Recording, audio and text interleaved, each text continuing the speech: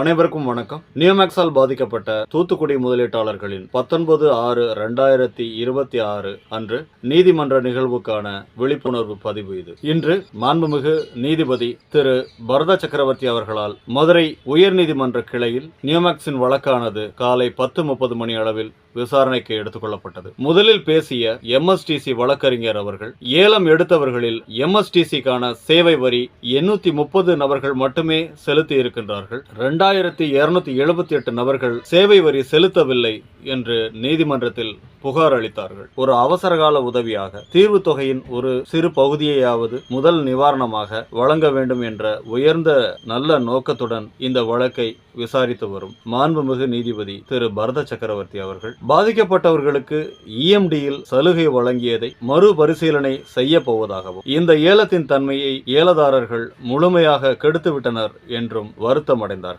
ஏலம் எடுத்தவர்களில் சிலர் ஏலத்திலிருந்து விலகுவதாக கூறியபோது ஏற்கனவே 27 நபர்கள் விலகி இருக்கிறார்கள், மேலும் 39 நபர்கள் விலக விரும்புகிறார்கள் என்றால் என்னதான் நடக்கிறது என்று ஆதங்கப்பட்டார்கள். அடுத்து முதலீடு செய்த தொகையை விட அதிகமாக ஏலம் எடுத்த 193 நபர்களில் 20 நபர்கள் மட்டுமே அதிகப்படியான தொகையை செலுத்தி இருக்கிறார்கள். 5 நபர்கள் கால அவகாசம் கேட்டிருக்கிறார்கள். மீதி இருக்கிறவர்கள் இதுவரை அந்த அதிக தொகையை செலுத்தவில்லை என்றால் இவர்கள் பாதிக்கப்பட்டவர்களா அல்லது ரியல் எஸ்டேட் செய்கிறவர்களா எனக்கு சந்தேகமாக இருக்கிறது என்று மாண்புமிகு நீதிபதி அவர்கள் தெரிவித்தார்கள். முதல் சுற்றை விட தற்போது நடக்கும் சுற்றில் அதிக நபர்கள் ஏலம் எடுப்பதாக இருந்தாலும் ஏலத்திலிருந்து விலகுபவர்கள் எண்ணிக்கை மிக அதிகமாக இருப்பது கவலை அளிக்கிறது. அது மட்டுமல்ல, 193 நபர்களில் டெபாசிட் தொகையை விட அதிக தொகை எடுத்தவர்களில் 39 நபர்கள் ஏலத்திலிருந்து விலகினால் எப்படி எடுத்துக்கொள்வது?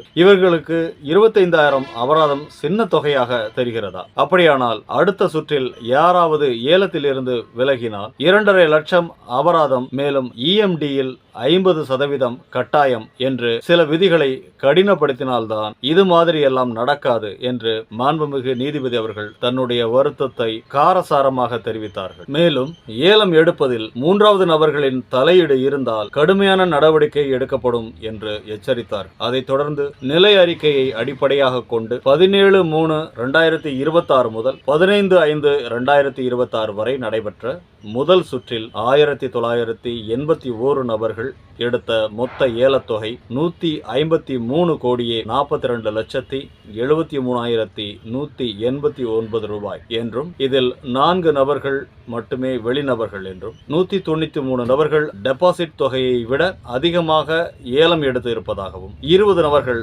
அதிகப்படியான தொகையை செலுத்திவிட்டதாகவும் 27 நபர்கள் கூட்டாக ஏலம் எடுத்திருப்பதாகவும் அவர்களை சரிபார்த்து இந்த நீதிமன்றம் ஏற்றுக்கொள்வதாகவும் 39 நபர்கள் ஏலத்தில் இருந்து விலகுவதால் அவர்கள் 25,000 அபராத தொகைக்கு உட்பட்டவர்களானால் அது அவர்களுக்கு விதிக்கப்படுவதாகவும் மற்ற நபர்கள் 2/7/2026க்குள் அதிகப்படியான தொகையை செலுத்த வேண்டும் என்றும் செலுத்த தவறினால் பிளாட்டுகள் மறு ஏலத்துக்கு விடப்படும் என்றும் உத்தரவிட்டார்கள். வெளிநபர்களில் ஒருவரான பொர்கோ அவர்கள் ஏலத்தொகையை செலுத்திவிட்டதாகவும் அவர்களுக்கு சேல் சர்டிபிகேட் கொடுக்கலாம் என்றும் மற்றொரு நபர் அனுஷா என்பவர் ஏலத்தொகையை செலுத்தாததால் ஏலம் ரத்து செய்யப்பட்டதாகவும் அவர் கட்டிய EMD பறிமுதல் செய்யப்பட்டதாகவும் உத்தரவிடப்பட்டது. பாதிக்கப்பட்டவர்களுக்கு சேல் சர்டிபிகேட் ஏலம் மூலமாக நீதிமன்றத்திற்கு கிடைக்கும் மொத்த தொகையை அடிப்படையாக கொண்டே இறுதி செய்யப்படும் என்றும் தெரிவித்தார். அடுத்து மிக முக்கியமாக அரசு வழக்கறிஞர் அவர்கள் தற்போதும் சில புகார்கள்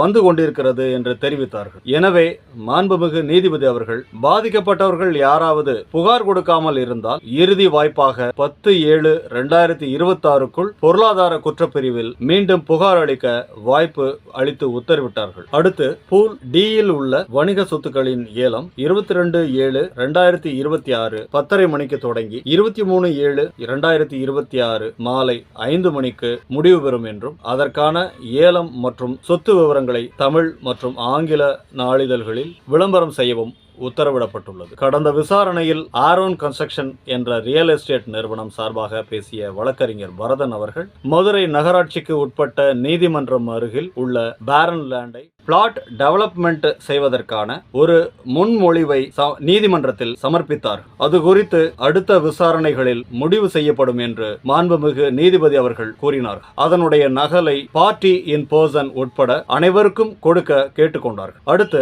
ஏலம் எடுத்த பெருமாள் என்ற நபர் 3 பிளாட்டுகளில் 2 பிளாட்டை ரத்து செய்வதாகவும், சுரேஷ் என்ற நபர் 2 பிளாட்டுகளில் 1 பிளாட்டை ரத்து செய்வதாகவும் மனு செய்தது ஏற்றுக்கொள்ளப்பட்டு 2 நபர்களுக்கும் முறையே 50,000 மற்றும் 25,000 என்று அபராதம் விதித்து உத்தரவிடப்பட்டது. அடுத்து பேசிய நியோமேக்ஸ் நிறுவனத்தின் வழக்கறிஞர் சில பாண்டுகளில் 2012 என்பதற்கு பதிலாக 2002 என்று பதிவாகியுள்ளது, அது தட்டச்சு பிழை என்று சொன்னார்கள். ஒரே போன் நம்பரில் 741 புகார்கள் வந்திருப்பதாக சொன்னதற்கு அதன் பதிலாக அது ஒரே ஏஜென்ட்டுக்கு கீழ் புகார் அளித்த 741 வாடிக்கையாளர்கள் என்று சொன்னார்கள். அது நிச்சயம் இல்லை. இதன் மூலம் நியோமேக்ஸ் நிறுவனத்தின் வழக்கறிஞர் நீதிமன்றத்தை ஏமாற்ற முயற்சித்தார்கள். அதை எப்படி புகாராக ஏற்றுக்கொள்ள முடியும் என்று பார்ட்டி இன் பர்சன் கேள்வி கேட்டார்கள். அதற்கு சரியான பதில் இல்லாததால் மாண்புமிகு நீதிபதி அவர்கள் அவற்றையெல்லாம் நிச்சயம் இந்த நீதிமன்றம் செட்டில்மெண்ட் நடைமுறைப்படுத்துவதற்கு முன்பாக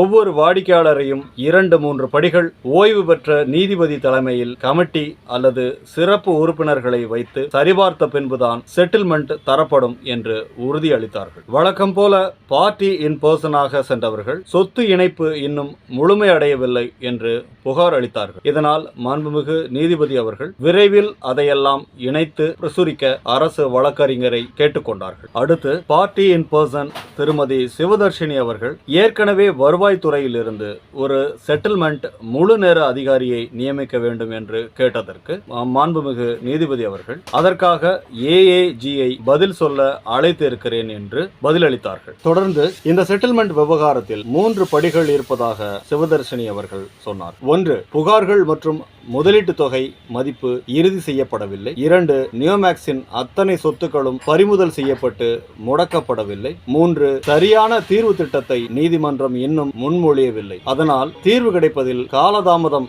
ஆகுமோ என்று ஐயப்படுவதாக கூறினார். அதற்கு பதிலளித்த மாண்புமிகு நீதிபதி அவர்கள், நீங்கள் சொல்வது முற்றிலும் சரி. புகாரையும் சொத்துக்களையும் இறுதி செய்ய முடியாத காரணத்தினால் தற்போது முதல் கட்டமாக சொத்துக்களை விற்பனை செய்யக்கூடிய நடவடிக்கை எடுத்து வருகிறோம். விரைவில் நீங்கள் சொன்னதுபடி அனைத்தும் படிப்படியாக பரிசீலிக்கப்படும் என்று உறுதியளித்தார்கள். அடுத்து பாதிக்கப்பட்ட முதலீட்டாளர் திரு செந்தில் முருகன் என்பவர் வெளிநாட்டிலிருந்து ஆன்லைனில் நீதிமன்றத்தில் அவருடைய வேண்டுகோளை வைத்தார். 71 லட்சத்திற்கு வங்கியில் கடன் பெற்று நீதிமன்றத்தை நம்பி ஏலம் எடுத்து இருப்பதாகவும், அவரிடம் 40 லட்சத்திற்கு பாண்டு இருப்பதாகவும், 31 லட்சத்தை செலுத்தி விட்டதாகவும் கூறி தனக்கு 71 லட்சத்திற்கும் சேல்ஸ் சர்டிபிகேட் வழங்கிட வேண்டும் என்று கேட்டுக்கொண்டார். அதற்கு மாண்புமிகு நீதிபதி அவர்கள், இறுதி பங்கீடு தொகையை முடிவு செய்ய முடியாமல் இருப்பதால் உங்களுக்கு நீதிமன்றத்தால் உடனடியாக உதவ முடியாது. அதே வேளையில் நீங்கள் 40 லட்சத்தையும் செலுத்துவதற்கு தயாராக இருந்தால் உடனே 71 லட்சத்திற்கும் உங்களுக்கு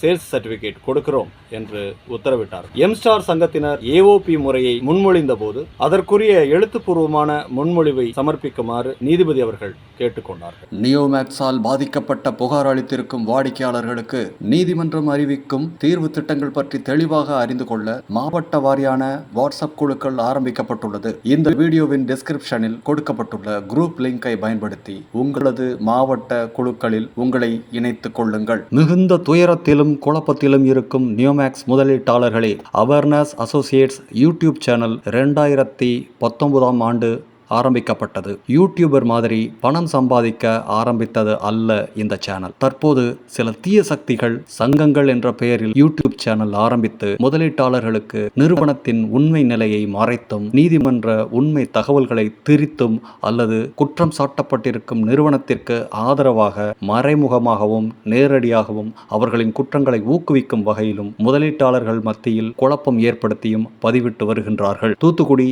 திரு சுரேஷ் அவர்களின் தலைமையில் முதலீடு செய்து புகார் அளித்திருக்கும் தூத்துக்குடி நியோமேக்ஸ் வாடிக்கையாளர்கள் பதிவிடும் அவேர்னஸ் அசோசியேட் யூடியூப் செய்திகள் நீதிமன்றத்தில் முன்வைக்கும் தீர்வு திட்டங்களை அடிப்படையாக கொண்டிருக்கும். எனவே மறக்காமல் சப்ஸ்கிரைப் செய்து கொள்ளுங்கள்.